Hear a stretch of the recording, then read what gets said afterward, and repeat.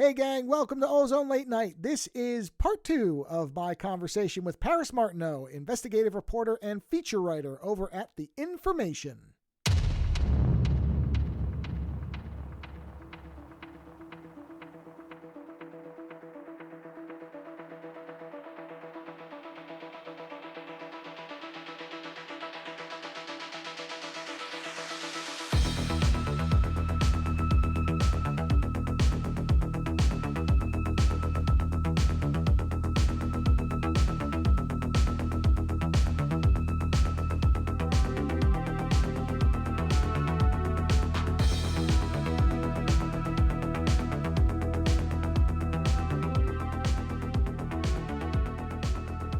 All right, everybody, welcome back. We are here for another episode of Ozone Late Night, and I am rejoined once again by Paris Martineau, the feature writer and investigative. A feature writer, I shouldn't say the as if you're the only one there. That would be, I think, probably incorrect. A feature writer, and I just talked about the importance of words. So let me make sure I'm using words correctly. English, it's a fun thing to try to speak. A feature writer and investigative reporter for The Information.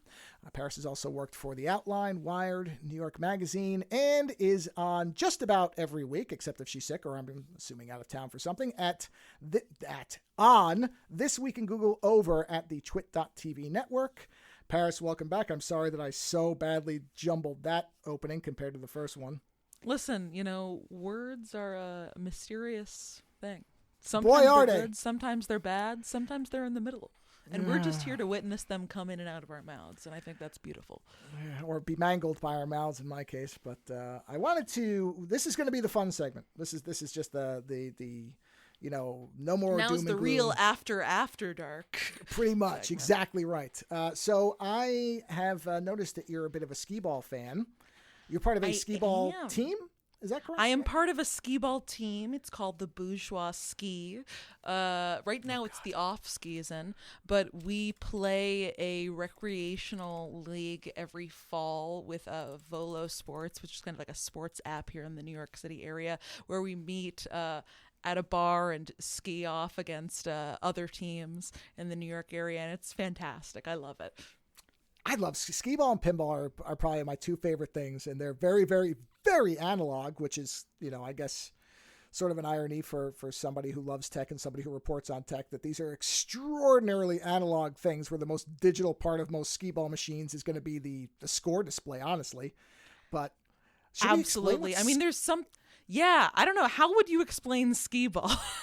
Skee-ball is, I've always sort of said it's like miniature bowling with a vertical element. I mean, I don't know how else you can really put it. Yeah, I guess that is correct. You got to throw your little ball up a inclined ramp into a series of concentric circles that are assigned various point totals. And there's also two very small holes towards the top that are 100 points each that you can try to hit if you're extremely good at skee-ball.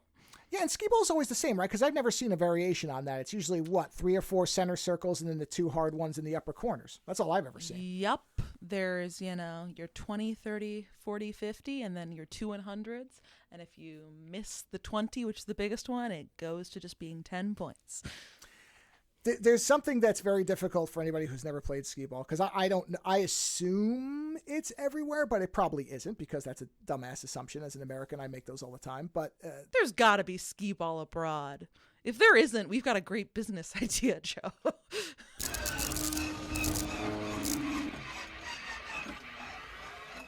Okay, my power just went out. Oh, hilariously. Wow. Yeah. I wasn't expecting that, but I can still do it because I have my laptop and everything. I have everything good, so I can keep going. But yeah, my power. Oh my gosh! Wow. Yeah, a true crazy after dark podcasting experience. Man, it's a good thing everything connected to this machine is wireless, except for my internet, which is off my phone now. But everything else, my keyboard, everything else is wireless. So I was like, holy shit! But yeah, the monitor just went off, so I had to pop the thing back open. Whoa! I don't think it stopped recording. Really? It didn't stop recording? No, it didn't. I guess because the machine never shut off. Whoa. Yeah, that's crazy. Well, whatever. Okay, so anyway, what I was saying was is that it still raining hard in there? No, that's the weird part. Is it was raining a little bit, PG&E. but anyway, let's not get back into doom and gloom. So what I was explaining is that one of the great parts about skee-ball is for me anyway, I'm curious for you, is there's nothing like hearing when you put the quarter in or whatever it is and you hear the balls come down and rack. There's something so satisfying. It's great, like chunk, isn't it? chunk, chunk, chunk. It's a visceral feeling. Anything could happen with those balls. You're like, I don't know what's coming, but it's going to be glorious. A second favorite skee ball experience is I've been playing skee ball with the Bourgeois Ski for like 3 years. I think the team has been going on for 5. We're a famously bad skee ball team. You'd assume after this, I mean, we play maybe like 7 or 8 games total each year. So it's not like we're getting that much practice in. And I guess we could really try a lot to be good at skee ball. But I think it's good to be bad at things. That's something that I take a lot of pride in. I think we all need to be bad at more things. But there's nothing like the experience of, we'll be sitting there with all of our teammates. They're, skiing the ball. You're getting your 40s, you're getting your 50s, some 20s, whatnot. But the thrill of getting a stray 100, the room goes wild. It's unlike anything else. Well, one of the things that I haven't played skee ball really in a while, but when I used to play a lot, because there used to be a arcade that had 4 of them, I think, really, really close to me when I was younger, and I got really good for a while, and it didn't last long, as with most things. But I had probably about, I want to say, a 2-month stretch where I somehow locked in the muscle memory correctly. Where all I had to do was is all muscle memory, actually. Oh, yeah. It's really just a rhythm thing. Like, and that was the thing, is I would have to take 1 or 2 shots, and if I could get the 100, I could just repeat it and repeat it and repeat it. Like I said, it didn't last long because I think a lot of it was just luck and timing. But that is one of those things where, and I love video games. I play them all the time. I mean, I'm playing with my co-host co-op games almost every night. And we're going to get to Baldur's Gate 3 because, boy, there's a lot to talk about there, but we're not there yet. And but there is something like that, and that's why I think I'm so drawn to pinball and skee ball, is because there is such a specific physical nature to it, and it's not like with video games. You can start to, whether it's through cheat codes or just figuring out some of the mechanics of the game, you can sort of figure out the mechanics and a way to play where you're almost always doing well. But you can't really do that with skee ball. You can't do that with pinball because there is this outside analog physical component where it's random. I mean, it's just, if you hit, it could be something where the day before you played skee ball and then the next day somebody threw the ball and dented the lane, and then you're hitting it when you're trying to, I don't know if they call it bowling. What is the term for when you throw the skee ball? Is it just skiing? What is that term? I guess I call it skiing the ball. Okay. Well, whatever it is that happens when you release it, it can that imperfection could skewer the whole thing that you had it down the day before. And I love that element of it, the little randomization of it. Yeah, it's just you, the skee ball, and your little track, and God knows what could happen between the 3 of you. And now was that because you were from Florida? Do I remember that correctly? Yeah, I grew up in Florida. I hadn't played skee ball, honestly, until I came here to New York. I mean, I'm sure I'd played skee ball. I'm sure I've played skee ball once or twice, but not a really lot. That's what I was going to ask. Skee ball. Yeah. Okay. This was just something I had known. Other people in the media industry had this team, a famously losing skee ball team, for a year or 2. And I saw one time they were looking for recruits, and I was like, listen, I'm in, baby. Put me in, coach. And I've been doing it ever since. Oh, that's really interesting. Because, yeah, I mean, I grew up, I remember it from like county fairs and stuff. There was always, it was like. It's a big county fair sport, I feel like. Yeah, that and shooting the water gun into the thing to make the balloon pop. That was always my favorite one. Oh, I always liked fantastic. That. No, we should try to find a way to get that in bars, honestly. There's a place I could walk to it from here that is a bar with axe throwing. And I'm sorry, but I'm never going in there. Because I'm not even going to get terrible idea. Right? Doesn't it seem like that is just asking for somebody to end up like a character in The Shining? I don't understand this. What do I know? I mean, they have to have figured this out, because I assume if it was going to result in injury, it would have happened by now, but I'm with you. Well, I don't think alcohol and axes should mix. I believe how they do it is, I think they're kind of long wooden stalls where you kind of step into it. And so even if you were to throw it sideways, you're hitting a wall. I'm pretty sure, because I kind of looked in because I was curious, and I think that's how it is. It looks like almost like a long kind of where there's wood paneling and you have to step into the line, almost like a firing, at a firing range where they have the walls. Yeah. I've never been to a It's firing like it just range, but I've takes seen one angry drunk to run the other way with the axe, and then we're in a that's what I'm shining saying. situation. It's not like the alcohol is unknown to cause people to do stupid things, and you got people holding axes. I mean, I don't know, but you're right. I haven't read of some kind of epidemic of it, so I guess it doesn't happen that often, even though it seems like it'd be almost inevitable. But I love skee ball. Skee ball and pinball are two of my favorite things. I don't get to play them very often because I don't even know where there's a skee ball thing where I live now, anywhere nearby. But anytime I get to, it's one of those fun things. And pinball's the same way, like a real pinball thing. Yeah, I adore pinball. That's great. Pinball's so fun. It's just also such a tactile thing to do. I love I love how silly pinball machines are. Oh yeah, there's such an art to pinball machines, which I'm glad now seems to have surged back, where there's now a lot of new pinball machines being designed, and there's a lot of interest in it, which is good because a good pinball machine, it's very, I guess this is like anything else. If you're not into it, it's hard to really explain to somebody why, but there is something really wonderful about there's this total kind of sensory experience when you're playing pinball because you're watching where that ball is. You're trying to plan things ahead. You're trying to figure out where it's going to go. And you have to, the same way with skee ball, you have to reckon with if you hit the paddle just wrong, that thing could go it's not going to fly out of the table in most cases, but you can only plan it so far, and the rest is kind of reflex and luck, which is great. Randomness is fun. There's also such an art to designing a pinball machine too. I mean, it is sensory overload, but it is also just chock full of every bit of artistic expression you could imagine. They have weird little graphics going on screen, 75 different little vehicles or something strapped in there. Anything you could think of could be in that pinball machine, and I love that. Oh yeah, the only bad thing about pinball is it's very expensive to actually own a pinball machine because man, they're not cheap, and I don't know where the hell I could ever put it, but I would probably live on that thing because it's pinball's fun stuff. But let's talk about. I know, for a while there you couldn't. This is a topic I don't mind going back to, even though you couldn't escape it for a while. But let's talk about Baldur's Gate 3 because that's a fantastic game, and I think it's the best game I've played since that I can remember. I mean, I think it's tied with Disco Elysium for me.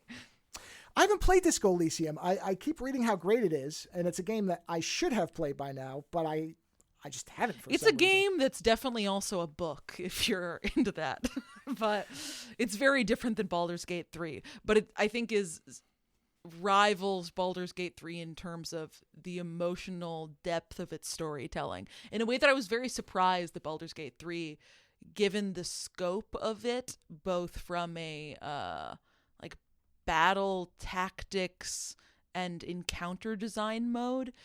I was surprised that they also had that level of attention to detail with the story and voice acting.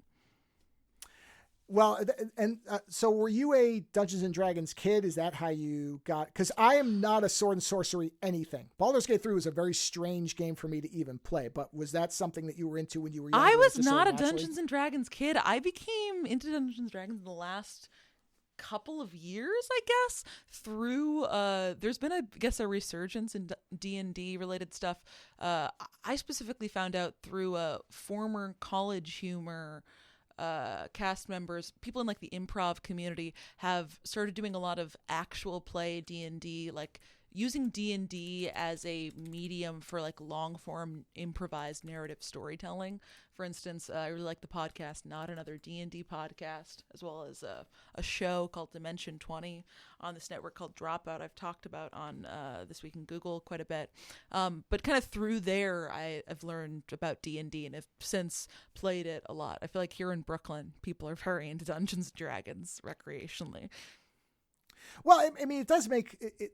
One of the reasons I never got into it was that I'm not any type of writer, and there was, because people were always, you should create a campaign because I could draw. And I'm like, well, it's not the same thing. I mean, I could draw you very a dragon, different, in fact. Yeah, I can't tell you a backstory as to why the dragon wants, to conquer the 3 kingdoms, and for some reason has to burn up the night guard. I can't do any of that stuff. But it somehow just sort of missed me. And Baldur's Gate, I haven't played any of the previous games. I'd heard the name, but the only reason I even played it was because because I'm more of a sci-fi, like the hard sci-fi type of stuff. That's more of my interest. And my co-host and I had played through a game called Wasteland 3.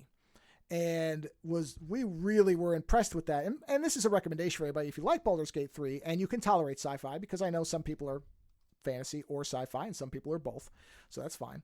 But if you really enjoyed that type of storytelling, Wasteland 3 is one you should play, and it is fully playable in co-op. So you can play it yourself, and you can manage it just like Baldur's Gate. But Wasteland 3 is basically sort of Fallout or Mad Max, but it has that same thing where there were decisions where there were no exaggeration. We would stop playing and discuss what the morality of the next decision was going to be, because the game doesn't always give you easy choices. Just like Baldur's Gate, where you have to sit there and go, well, what is this actually going to lead to? Yeah, it was really wild, because as an example, and this isn't really much of a spoiler because this is one of the first things you do in Wasteland 3, but this is why Baldur's Gate 3 interested me at all. Is there's a part where there's this young woman who's with you, and her family's been kidnapped, and she doesn't know what happened to them, and you end up finding they're all dead, and then she finds out that her boyfriend got them killed because he made a deal with these raiders, because they swore that they would leave her and him alone, otherwise they were going to kill both of them.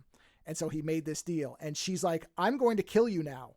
And then you as the player have the option to either let her kill him, or to do it for her, or to arrest him. And we were sitting there going back and forth, and we're like, okay, well, wait, what is, and because the game does kind of let you know that there is impact from your decisions. Because some games, they play at that, but there's actually no impact. The story's the same no matter what. Yeah. But this is not, Wasteland 3 is not like that. You actually could just lose this character in 5 minutes if you do the wrong thing. She'll just leave, or get killed. Wow. Yeah. What did you decide? The first time we played it, because we've played through it in its entirety twice now, the first time we let her do it. I think I was the one who made the decision. We recorded it, so if you want to see it, it's on YouTube somewhere on our channel. But I think I was the one who was like, okay, she got their family killed. We're going to let her kill them. And then it fucking wrecked her for a while. She actually struggled with it and had PTSD and all this stuff. And that's why the second time we were like, no, we're not going to make this woman go through this again. We have to do something different, because we didn't want to see the character suffer. This is a digital character we don't know. And I'm like, we can't do this to her again, man. We saw what it did the first time. We can't do it to her again. Yeah. Cause to me, I'm like, well, I would want to wipe him out. But of course there isn't, this is a classic struggle of, vengeance versus revenge and justice and all that stuff. And so it didn't even occur to me that she might have a problem with it. I was like, well, she wants to kill him. We got to let her kill him. We can't do it for her. Let her kill him. And then, yeah, she was a mess and going back and forth. And did I do the wrong thing? And I'm like, oh my God, we fucking destroyed this woman. We can't. Yeah. So it was the second time. Gotta save her from her fate. Yeah. We arrested her, and we managed to kind of convince her that it was, let him rot in jail. It's, let him have to actually think about what he did and all that stuff. And she was better off, I think, in that run. She wasn't as psychologically gibbering and looking into the corner as much. So then I had read that Baldur's Gate. Were there any decisions like that in Baldur's Gate that struck you? Oh boy, there were a bunch. What was the one? There was I'm trying to remember now. There was one where it was, I think there was that little the spirit demon kid in the woods. I'm trying to remember exactly what it was, because there were multiple ones where I was really indecisive on a lot of stuff. And then there were other times where I was like, no, you know what? God, I'm struggling to think. Oh, the Asterion thing. The Asterion thing with, what was his boss's name? Cazador or something like that? Cazador, yeah. Yeah, because once he explains it, and sorry if this is a spoiler for Baldur's Gate 3, but it's been out for a while, everybody, so you should have played it. So you find out that Cazador isn't exactly the way he's been portrayed. And so I think there's a thing where you can let Asterion talk to him or kill him or whatever. And I think I was the one who was like, no, fuck this guy. And we wiped him out. And then Asterion was really pissed about it. And I was like, hey man, you've spent this whole journey saying how much this guy abused you and whatever. And now you're telling me that we took your decision away. I was trying to help you, man. I fucking wiped him off the map. And there was a couple of instances like that where I was just like, did he leave your party? People. No, he stayed. I thought he would. There was a couple of things where there was something else where the only one we lost Shadowheart bailed. And man, I fucking hated Shadowheart. So I was like, good. Wait, did Shadowheart bail when did you try and convince her not to kill the Night Song, and did you fuck it up? No, we saved the Night Song. We loved the Night Song. She was fucking awesome. Night Song, the coolest moment in the game. I thought she was going to die at one point. Because she kept talking about like, oh, I don't feel well or something. I'm like, oh no. I'm like, oh no, she's going to die. This is the setup. She's going to like, something's going to happen. Which I was actually like, oh fuck, this sucks. But no, why did she bail? Because I thought Lae'zel would bail. Because I didn't like Lae'zel at first, and then she started to grow on me. Because I'm like, okay, this woman is fucking savage, and I can respect this. This is a New York type of woman, so I'm okay with this now. Because at first, I love how she says in some of her dialogue lines, actually, I'm known as the funniest of all the Gith. I'm like, you go, Lae'zel. Yeah. I'm sorry, I'm monopolizing this whole thing, but yeah, I don't remember why Shadowheart left. But so did anybody leave from when you played? Or how many times have you played through it? We only played through it, I think, once. I've played through it twice. One a normal run, one a Dark Urge run. Both times no one left my party. Who did you romance? Both times I was like, I'm gonna do something different in this run. And then both times I played a sorcerer and romanced a Starian.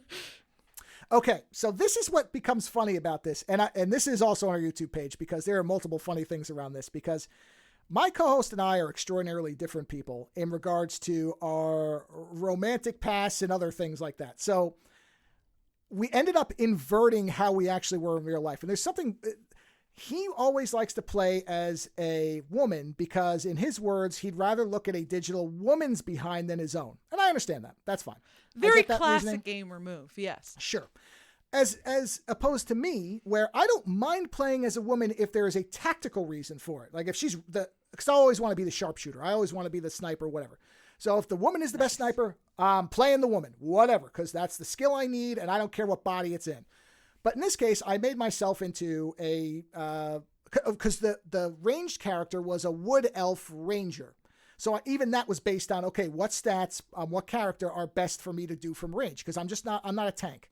So I'm like, okay, so wood elf, fine. So I'm going to look like Elrond, or what was Orlando Bloom's character's name? What was that character's name? Legolas. Oh, I was going to be Legolas. Legolas, yeah. So I'm like, all right, fine. I look like Legolas, whatever. I don't care. It doesn't look anything like me, but at least I have, a really great hairline and I've got a beautiful skin. So whatever, fine, great.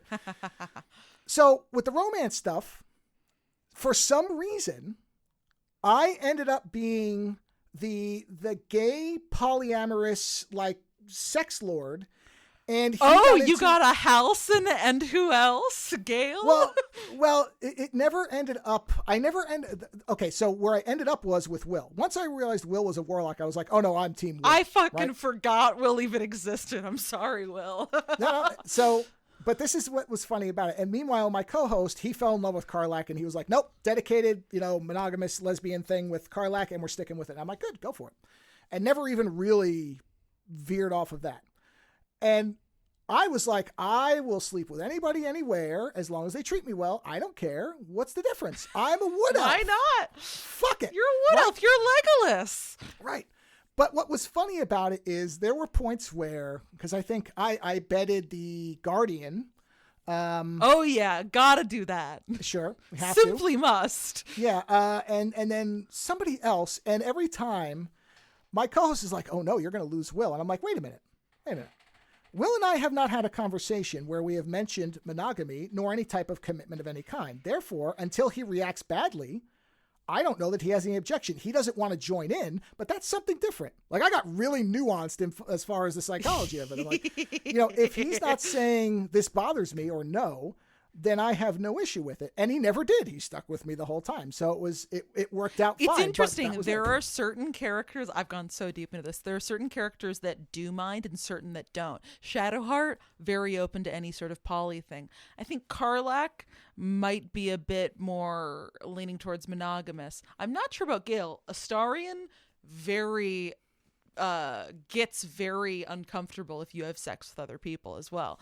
Really? But that's more of a past thing. It's really interesting. That's interesting. Well, I guess because of his past, that does make sense. Because Astarion seemed like the most kind of free love. Not maybe the most, but I mean, there comes a point in the Astarion romance where he's like, actually, I'd prefer if we could not have sex for a while because I have spent the past 200 years being a sex slave and it feels weird to be in my own body. So you're like, oh yeah, totally fine. Yeah, we could just chill out for a bit. And then if you try to sleep with other people, he has this really sad dialogue where he's like, oh, is it because you're not getting your needs met with me. That's totally fine. And then looks like he's been traumatized again. And so you're like, reload. I'm sorry. I can't traumatize my elven vampire boyfriend again. Yeah, see, I do want to get, because I know people rave about Asterion, and his voice performance was excellent. I mean, it was just phenomenal. It's also, I think, just one of the best written. I mean, if you ever do a second run, I would recommend doing a Dark Urge run and with Romancing Astarion, because one, both of those paths are well written, but two, the writers for Astarion, like the lead writer for Astarion's character, and the lead writer for the Dark Urge character path, briefly had to like switch roles or something, or the Dark Urge person had to do both for a bit. Really? So they have a lot more character interaction and a lot more like deep narrative intertwining than other roles in the game. Interesting. Yeah, probably our third run will be a Dark Urge, because Dark Urge is like an evil one, right? That's like an evil run, isn't it? No, not really, actually. It can be school evil. me on this, because I wasn't clear. Dark Urge, do you know anything about it? Not well. I read a little bit about it, but I didn't really understand what it was. So that's the thing, is I guess I don't. Basically, the pitch for Dark Urge is it's the exact same. You can play as like the pre-made character, which is a white dragonborn, or you can play as whatever character you want, be it your Legolas wood elf or a random girl drow or whatever.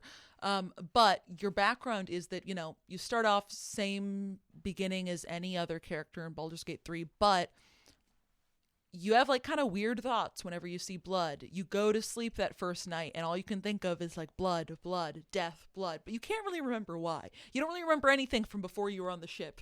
And so it's kind of a slow roll in the first like act or two of like, what's going on? Why do I have all these urges? You see, this happens in the first like 15 minutes of the game, so I don't think it's a spoiler, but the part where Gale's hand is sticking out of the portal, and you're supposed to grab him and pull him out. Yeah. You get a dialogue option that's like, think about chopping his hand off, or things like that. Really? All these kind of strange little things.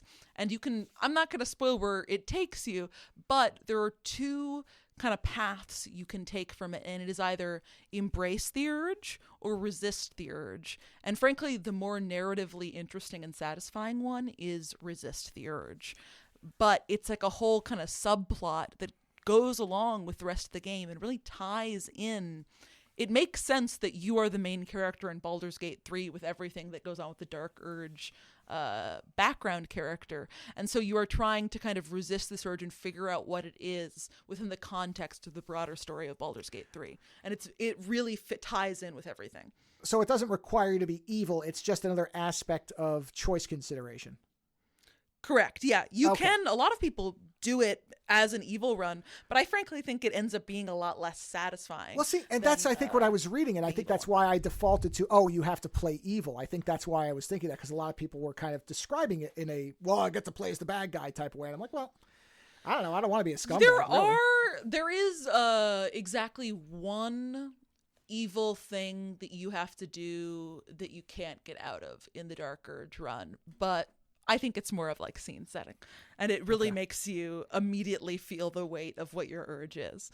I would recommend doing it, but don't look anything up about it, because I had that spoiled for me. Okay, that's you bringing that up is interesting, because my co-host and I had completely different outlooks on this. Because he's like, I don't know, I got to look up what this decision means, and I'm like, I'm not looking up shit. I want to I make a decision, and I have to live with it. Otherwise, and he finally stopped doing that, because I'm like, don't tell me. I'm like, I don't want to know. I don't care. The whole point of this is there's going to be decisions that bite you in the ass. If I know all the right decisions, why am I playing this? I want to understand whether I agree with what happened or not, because, and this is a great example. I know we recorded this because he lost his mind, and his wife was in the room when this happened. And my wife laughed at it, which is great. So there's a part very early on when you remember when you go to rescue Halsin? He's trapped in that ogre fortress or whatever, or orc fortress. So there's a part where you come into the room and there's kids that are like poking him as the bear. Yeah. Right? And my co-host is like, because at that point, I don't think we'd been detected. We'd stealthed into it, and we got into that room. And my co-host knows my feelings on animals and mistreating animals and everything. And he's like, because he sees him poking the bear. And he's like, all right. Literally poking the bear. Literally poking the bear. Because Halsin is a druid, for those who haven't played, who can metamorphose into different things. So the infamous bear sex scene, if you've seen that meme, that's where it comes from. But so his thought was, okay, I don't know, because I think there was 2 regular guards in the room and then the 3 kids. I think it was 3 kids. And he's like, well, Yes. all right, we have to plan this because can we kill the guards and knock the kids out? He was trying to figure out if we had enough leveled up enough at that point to be able to survive this battle. Because we'd gotten walloped a couple of times. I mean, we wiped multiple times early on because we just we've never played games with these types of systems. So I didn't know what the fuck I was doing, neither did he really. It's also, I think Baldur's Gate 3 is one of those games where, especially in Act 1, which this happens, you have a kind of artificial time crunch on you to where it seems like you can't take long rests where all of your spell slots and stuff restock, but you absolutely can. Right. And so I had said, you have to be careful because you consume resources for a long rest. And so we can't, just blow everything on the first fight. And so he was calculating all this stuff about, okay, do we have enough? And my first comment was, well, the kids are going to be easy to kill, so we wipe them out first. And he has kids, and I don't. And he was like, holy shit, that's the darkest thing you've ever seen. He turns to his wife, he's like, you got to hear what Joe just said. And I'm like, fuck that, man. They're fucking with the bear. They're dead. We're going to wipe this room out, and I don't give a shit. And we did. We killed them all, and I didn't give a fuck. I'm like, this is the scenario. This is where my character is. I did the same thing first time. And then the second time I was like, okay, I'm going to try and knock the kids out. Knocked one of them out. And then one of my companions just runs over and fucking kills the kid immediately as soon as it's knocked out. It's like, all right. I'm sorry. I don't have a lot of time. I mean, obviously they had bad parents who didn't teach them that you shouldn't torture living beings. And so that's their problem, but whatever, done, sorry. And, but yeah, that was because you said decisions that you went back and forth on. That one was easy for me. The one thing is, did you trust the Guardian or were you suspicious all along? Because I never fucking trusted that guy. Never. I weirdly, from the get-go, was like, I feel like I trust him. Even though I was like, I know I shouldn't. I know he's going to fuck me somehow. But I was like, I trust him for some reason. And I feel like I'm perfectly in the middle between you and your co-host because I think my first time playing it through, I felt the compulsion to look up every single choice and look up whether or not there are consequences for eating all the worms and whatnot. And I wish I didn't because looking back now, I'm like, that was a terrible idea. I just want to go in blind. And I did with my second run and things like that. But yeah, I don't know. Did you play it solo or did you play it with anybody else? Or was it just I played solo both times. Yeah, I trusted the Guardian. I honestly kind of hate the Orpheus. I think listen, I know objectively he's in the right. He was a prisoner in that prism for how many thousands of years, just had to watch this guy suck off his life force and magic. But I don't know. I kind of like the Emperor. He seemed nice, even though I know he isn't. He's just manipulated me effectively. The problem for me with him was he kept saying, hey, you want to transform? Hey, you want to transform? Want to transform? Eat the worms, transform. And I'm like, okay, this dude is coming on really strong. And I'm not digging it, absolutely. Especially the thing where he gives you the super worm and he's like, please embrace your power. And if you're like, no, and you fail the check, he's like, no, actually embrace your power and makes you eat it. Hate that. Yeah, and then when you basically, I think it's when you refuse. Sorry, we're spoiling. Whatever, I don't care. There's the point where there's a point where he finally turns his back on you, and I'm like, good. I wanted to fucking kill you for the last 5 hours anyway, so I'm glad you turned on me, and now I don't feel bad at all. And I'm like, fucking drop the hammer on this piece of shit. And then I was so happy when he turned. I was like, that's great, because I don't like this fucking guy, and I don't have to pretend anymore. And yeah, we slept together, but you know what? Everybody makes a mistake, so fuck you, and we're gonna kill you. And it was. That was probably one of the happiest moments in the game is when that piece of shit turned on us because I'm like, good, because I was right. And once in a while I can judge somebody correctly based on their actions. So yeah, Orpheus and was then you can just too. One-shot him when he's with the Elder Brain. What did you think of the Raphael fight? I know I think we talked about this a little bit in the Discord, but not really. That was probably the hardest and best fight in the whole thing, I would say. Absolutely. I think it's one of the best fights I've ever done in a video game. It just felt so challenging. The music was incredible when he started singing. Absolute chills. It was just such a good dungeon too. Every room was so interesting. The room with Harlep, the succubus, phenomenal. Yeah, what was the name of the character that is trapped there? Is she Hope? Hope, that's it. I was going to say it's not Angel, but it's something kind of on the nose like that. That's right, it was Hope. Because I think you can choose not to help her, I think. But Yeah. because my co-host was like, shit, man, we're in his like domain now. I don't know if we can get out. So maybe we shouldn't piss him off. And I'm like, we're not leaving her. I'm like, she's been stuck here. She's coming out one way or another. If she dies in the attempt, that's one thing, but I'm not going to just turn my back on this woman because it might piss this piece of shit off. I'm like, no, we're going to fucking war. We're in here. And that, like, that's where he like is trying to analyze sometimes he's analytical about stuff to a fault. And I'm like, no, like there's right and there's wrong. This woman has been trapped here for I don't even know, thousands of years, millennia, whatever it is. I'm like, she's asking us to get her out. Would you want somebody to turn their back on your daughter? I don't think so. We're getting her out. And if Raphael comes for us, then I guess that's the fucking way it's got to be. But that fight was, I think we wiped out on that fight 4 times before we really came up with a good strategy because, man, if you don't play that fight correctly. Oh my God. Yeah, no, I cheesed that fight a bit by looking it up in advance and just cast, I think, what was it?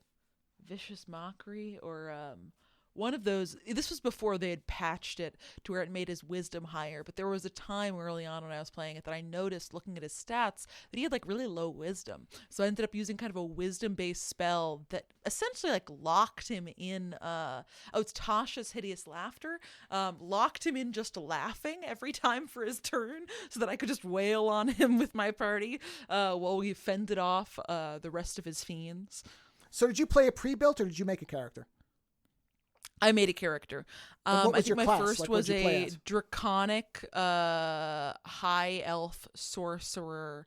Let's see. Yeah, it was kind of a fire-based build. I really just love meta magic and area of effect spells. And then my kind of main party was Astarion as I had such a sick build for Astarion as a ranger appreciator. You'll probably appreciate this. It was a combination of assassin rogue, gloomstalker ranger, and a couple of levels of fighter, so that I could essentially do like 300 damage in like my opening round by being able to, because with the gloomstalker ranger you get an extra attack, which is what I was. First. I ran as a pure ranger, so yeah.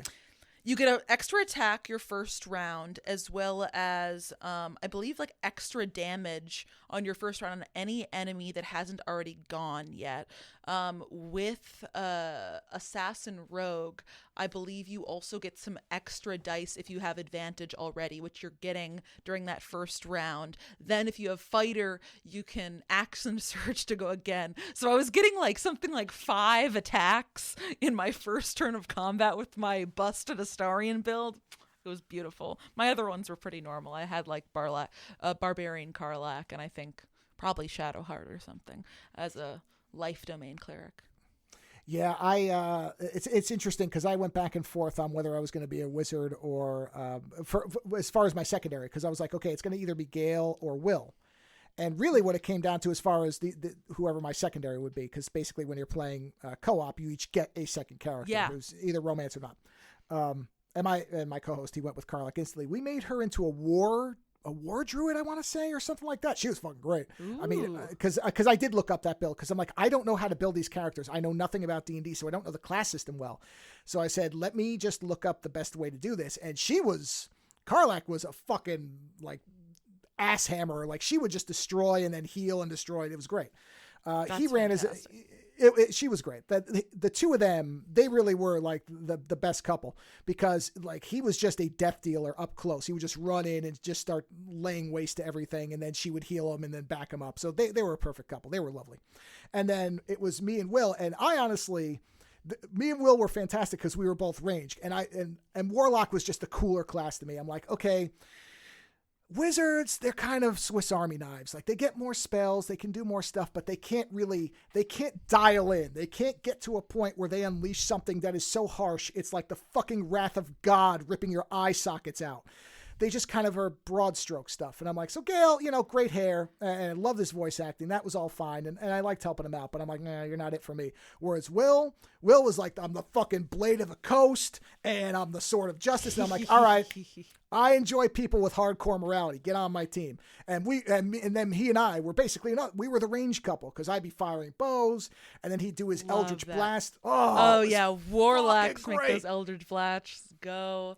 I mean, I think it's also something that is hard to pick up on when Baldur's Gate is like your first intro to D&D, is like there's this concept. I think it's like the TV tropes version of it is linear wizards linear warriors quadratic wizards, which like in early game levels, warriors or warlocks and things like that are by far the better choice.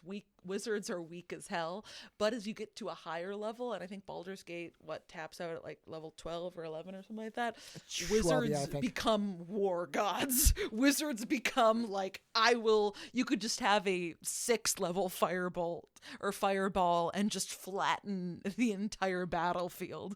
But it's very difficult to, I think, make that known to newer players, because you get used to who you're playing with. And same with, I think, something that's, what difficulty level did you guys play on? As far as the game's difficulty, I think just whatever standard or normal is. We just went with normal. Yeah.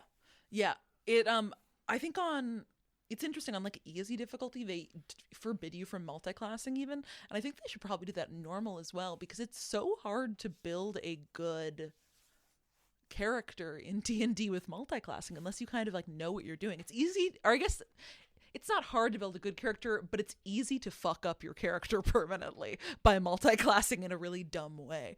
And I think that it's like really hard to explain that in the context of a game like Baldur's Gate.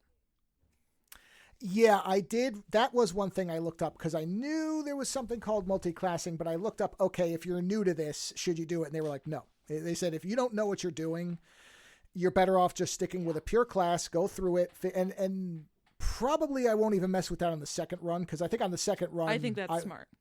I want to do like Asterion Gale. I want to make that the power couple, and I want to run them. Just because I think they're both interesting, and I want to see where they go. Then also make your Astarion build a ranger, a Gloomstalker ranger assassin.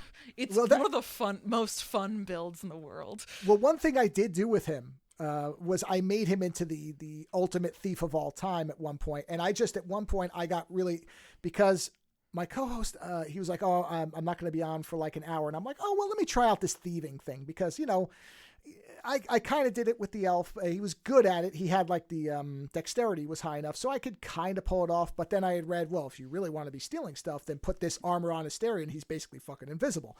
I'm like, oh, okay, well, he's probably not that powerful, but let me just play around with him. And so I went in there and I just separated the whole party out, and I just took Asterion. I'm like, and I'm walking around. I'm like, oh, let me see if I can steal from this person. Knew nothing. And I'm like, oh, okay.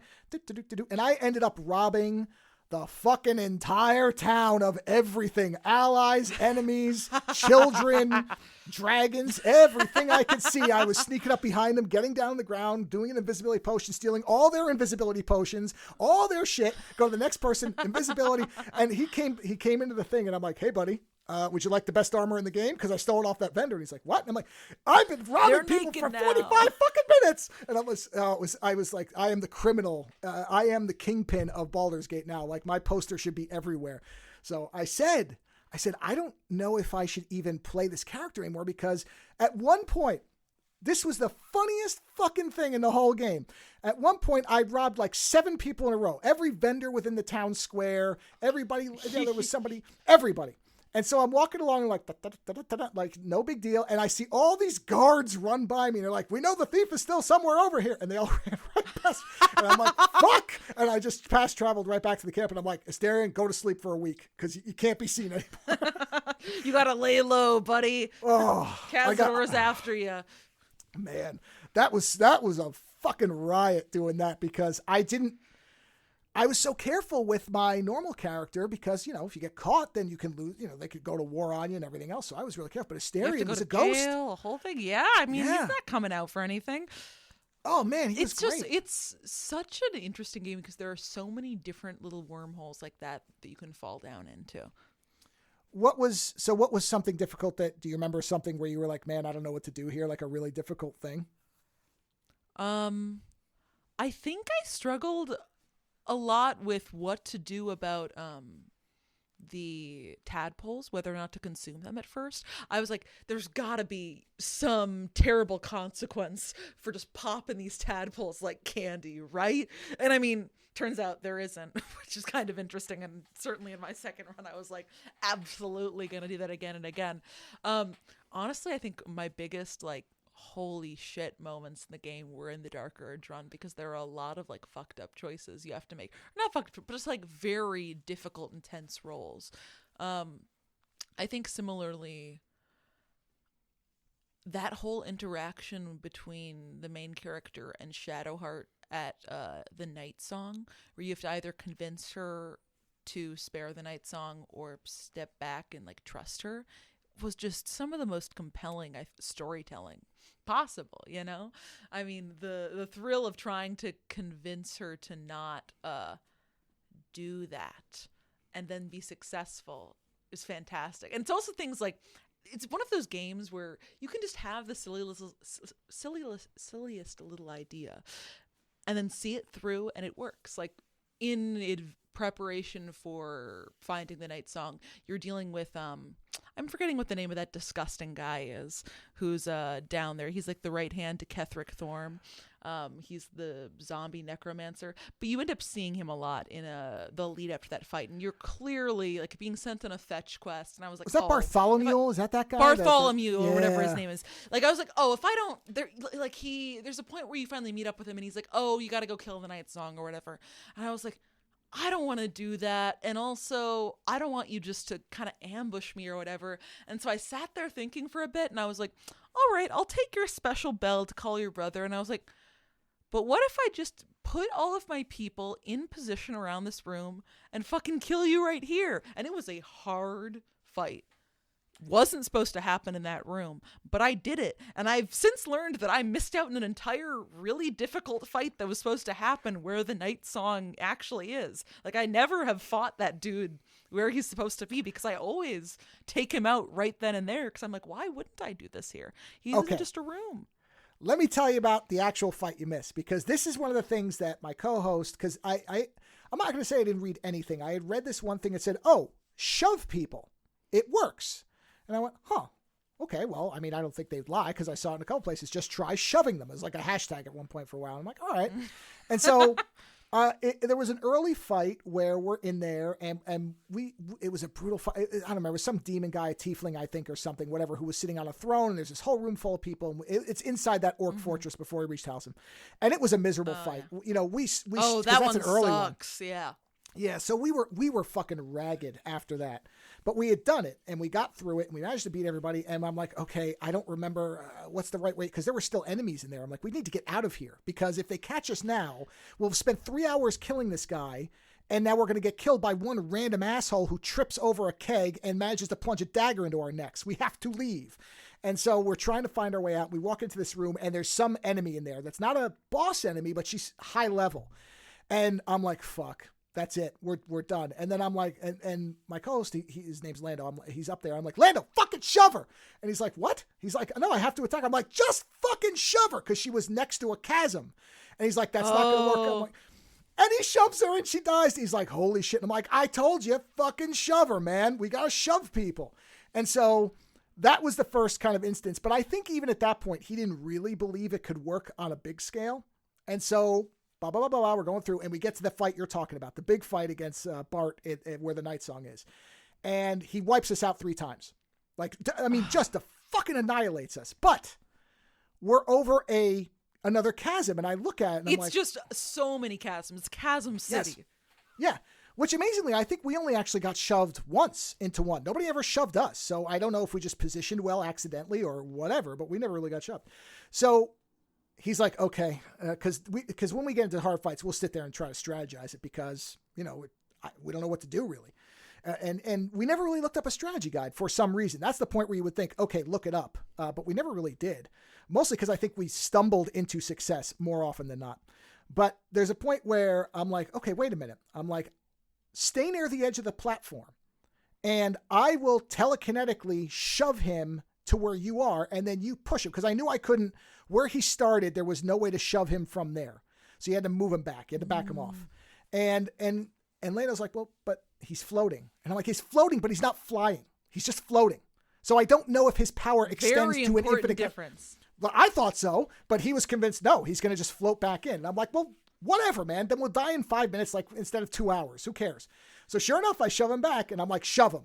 And he's like, well, I can cast it. I'm like, fuck it, shove him. And he does, and he dies. And I was like, and he screams so loudly on the mic, it blows the mic out. Because he's like, ah!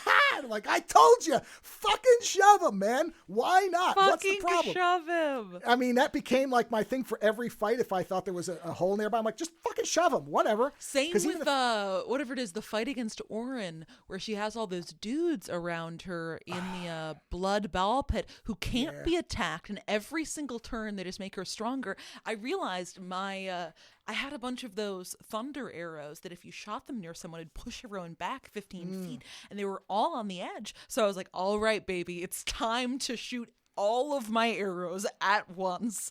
And by God, did it work. I secretly was hoping we might be able to convert Orin. I dug her right from the beginning. I'm like, oh, this is the bad girl of the game. Well. Yeah, I was like, I would like oh, this man, person you're back in my going to camp. love the Dark Urge run. The Dark Urge run is along the lines of convert Orin, but that you don't convert Orin. Well, that's a shame. I mean, I wish, but yeah. I mean, Listen, there's always a DLC. I love her armor. I love her voice acting. That one scene where she's with Gortash and she like stabs that painting.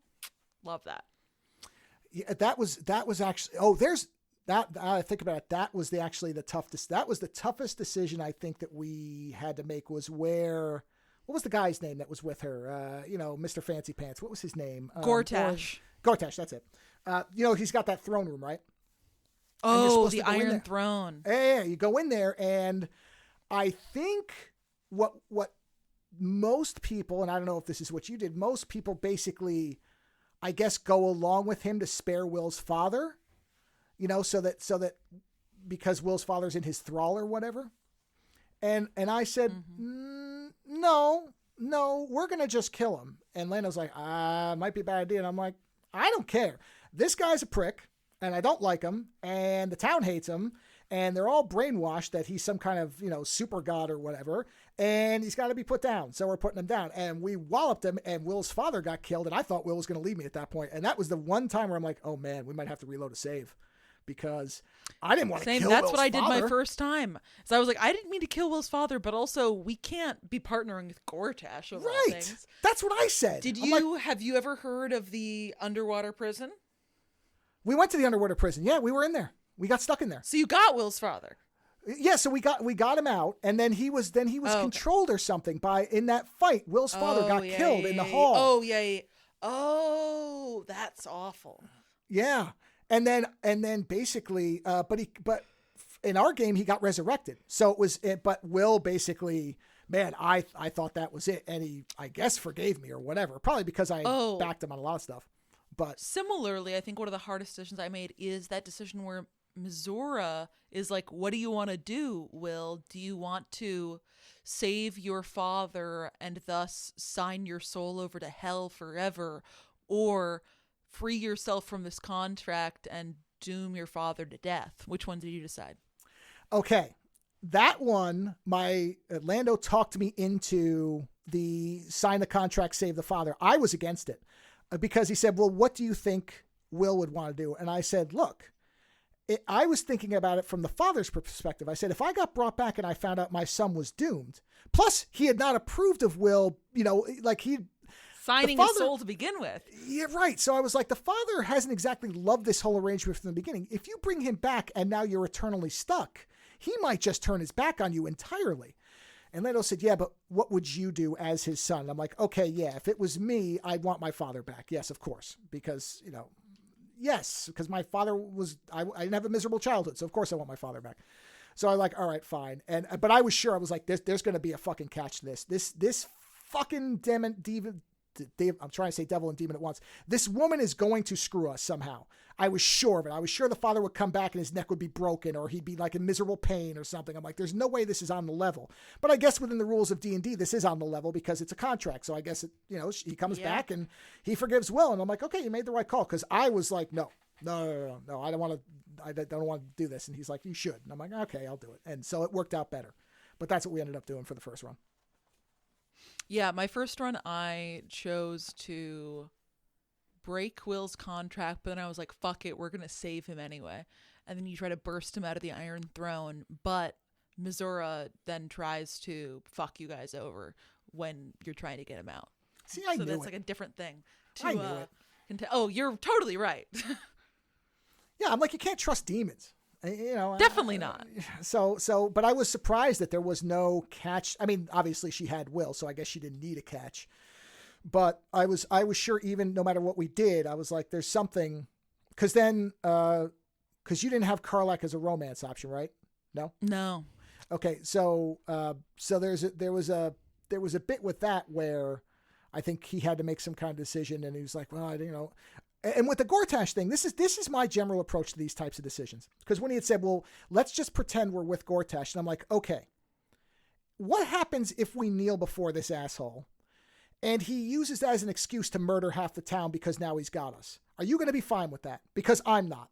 I'm like, you can't bow to these people because you don't know what they're going to do. You can't negotiate with terrorists. That's fucking right. And that was my thing with Missoura too. I'm like, you can't grant these people anything because these people are, the game is telegraphing them as evil with a capital E. I'm like, you can't fucking go along with this stuff because what happens if the worst outcome comes around from your decision? Now you're stuck with that.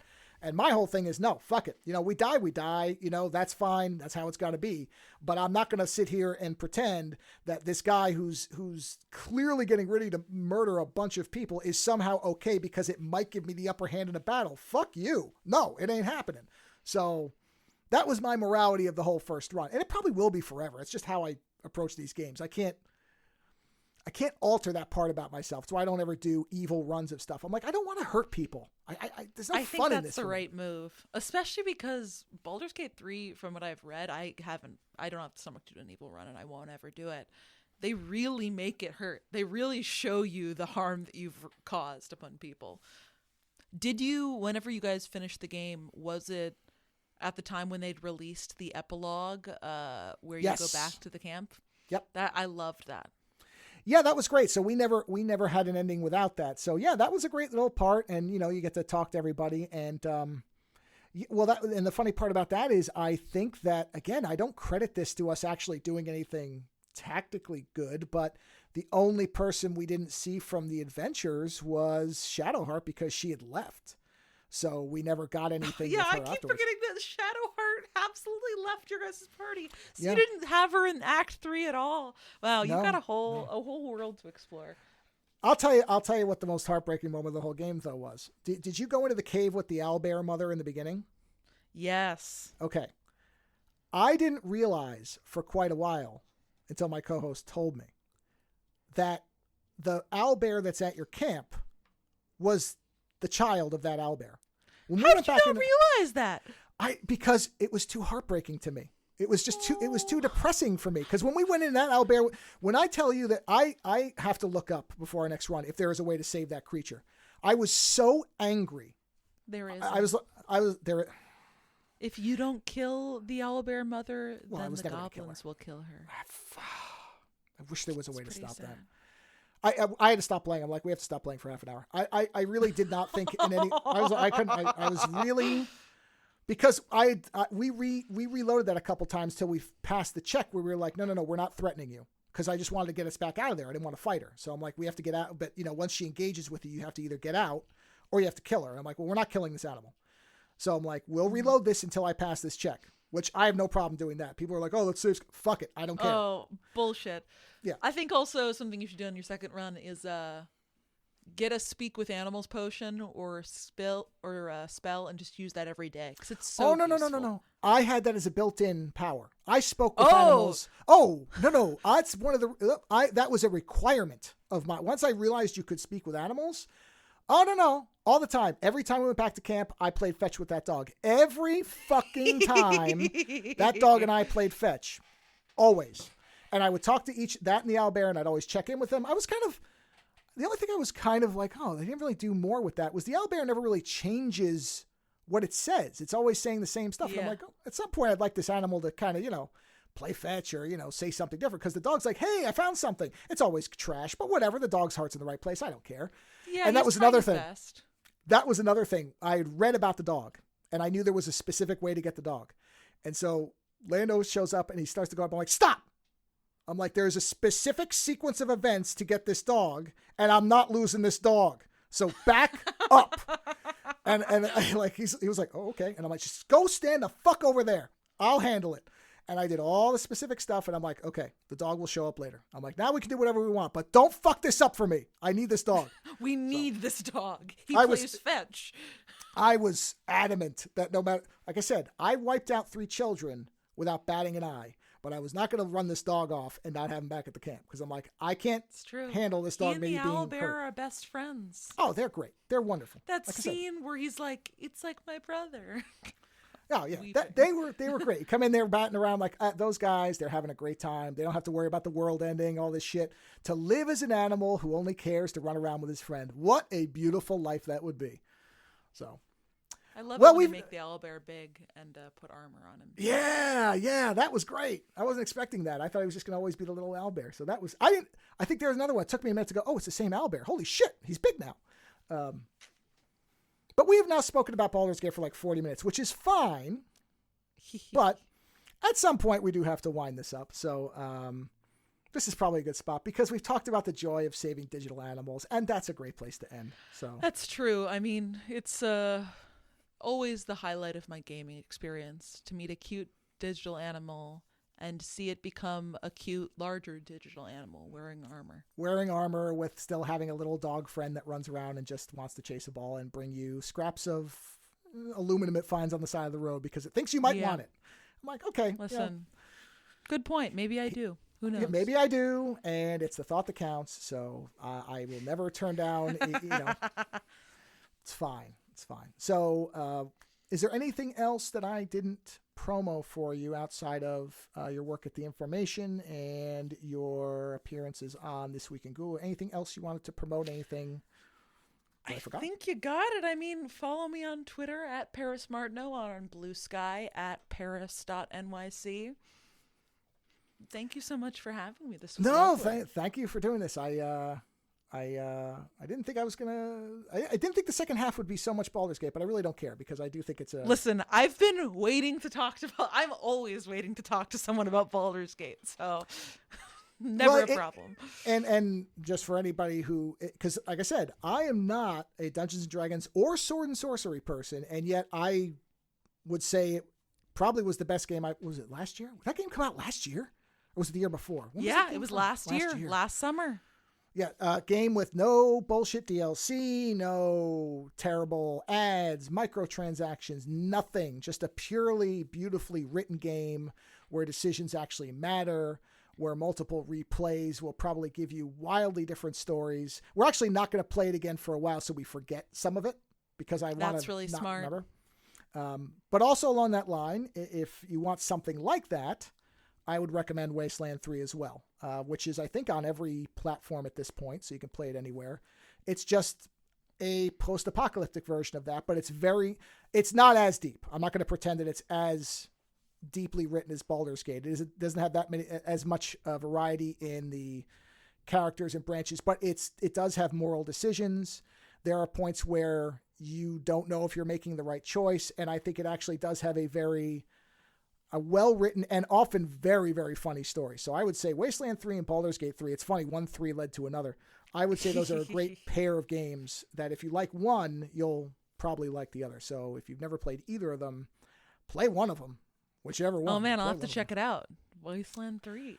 Yeah, it's probably pretty cheap now too because it's been out for at least 3-4 years. So I think you could probably get it for less than $20. And it's as far as its class system, it's a lot lighter. You won't have to work as hard to figure out the mechanics. That's the nice part. That one is much more simple. It's like, okay, I want to shoot with a rifle. Good. Get your rifle skill up. You're done. Like there's no, that's what I mean. It's a little shallower, but its story is still well told. And it's an echo of Baldur's Gate 3. It may not be as rich as that is, but it's similar enough that, like I said, I went from that and I'm like, okay, I want to play something like that. And Baldur's Gate 3 was a deeper version of that. So that would be a very long-winded recommendation for it. But yeah, thank you, Paris. This was absolutely delightful. To Likewise. Talk, Thanks so much for having me. Sure. And on that note, everybody else, go to parismartineau.com or theinformation.com or go watch This Week in Google. And if you want to listen to past episodes of our show, you can go over to ozonenightmare.com and there will be an archives button. And you can scroll through and listen to two idiots just babbling on about nothing. So there's a wonderful promo. Whatever you do, enjoy what you listen to. And that's it. We'll talk to you next time. Take care.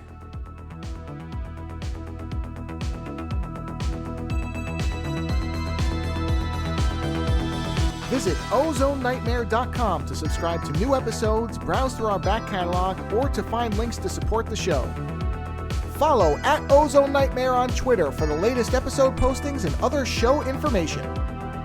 If 280 characters just isn't enough, you can always email us, theozonenightmare@gmail.com. Music for Ozone Late Night is provided by Ogre. Visit ogresounds.bandcamp.com to hear and purchase his fantastic selection of music.